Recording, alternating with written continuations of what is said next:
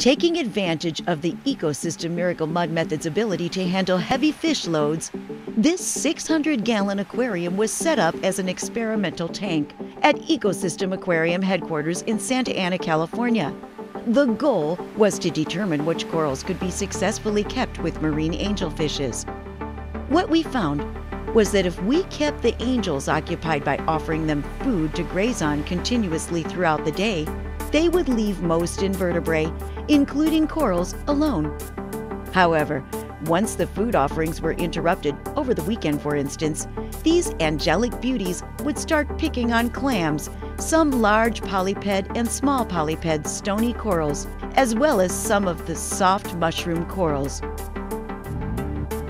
This experiment has shown that it is possible to keep these beautiful angelic fish in a reef tank dominated by small polyped stony corals as long as you provide them food continuously.